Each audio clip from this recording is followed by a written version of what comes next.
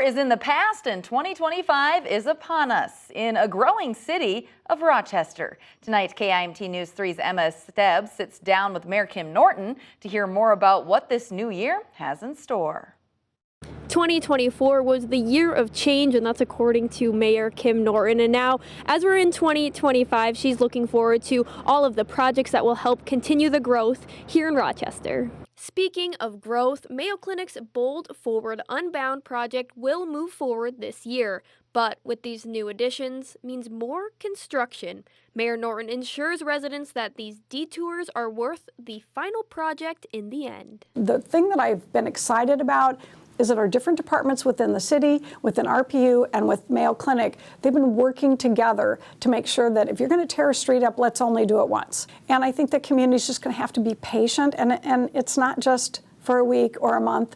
These are years of growth that we're going to be seeing. In 2025, Mayor Norton also wants to continue to work on the city's initiative to help more women and people of color get into the construction industry. That was a grant that we won several years ago. That'll be winding down at the end of the year, so we're trying to really put that in place and keep it moving forward. Other important areas include having a healthy community, working with the youth, and focusing on our sister cities post-pandemic. She says there is a new special focus coming in 2025 that she'll be announcing at her State of the City address. I would really hope the community will join me in doing everything we can to create a better city and a really world-class and caring, compassionate city for everybody that lives here and visits here, and that's what we'll really be focusing on with a specific population moving ahead. In Rochester, Emma Esteb, KIMT News 3.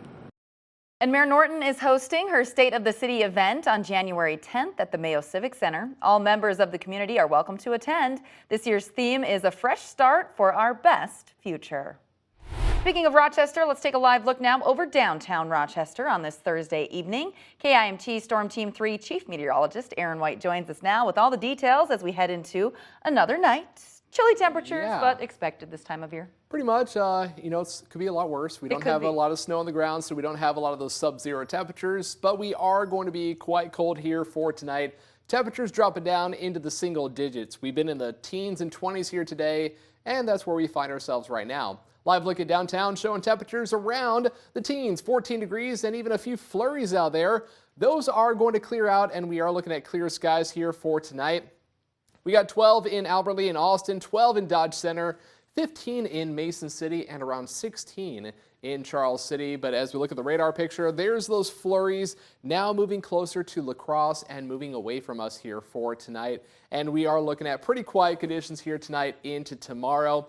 Meanwhile, the big story this weekend is going to be a powerful winter storm taking shape to our south, spreading freezing rain and heavy snow around Kansas City, even up to Des Moines as we go into Saturday night and Sunday. So if you have travel plans this weekend taking you south, well, you may encounter some snow, but we have the chance for some flurries and snow showers around here on Sunday. I'll talk more about that and your full weekend forecast coming up.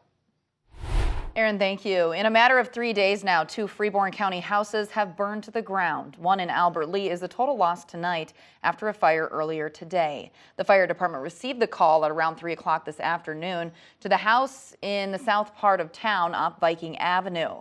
When crews got to the scene, the fire had already spread throughout the home. 8 people lived there. It's unclear how many were home at the time of the fire. We do know everyone who was inside this home right here did make it out safely. However, the fire caused significant damage and the house has been ruled a complete loss. The cause of the fire remains under investigation. So right now, currently, we're working on hot spots, trying to find any of those just to make sure we don't have any rekindles tonight. And then we have our investigation team working on the investigation component right now. Laskowski added that the American Red Cross, United Methodist Church, and Freeborn County Emergency Management are all assisting the family with finding shelter.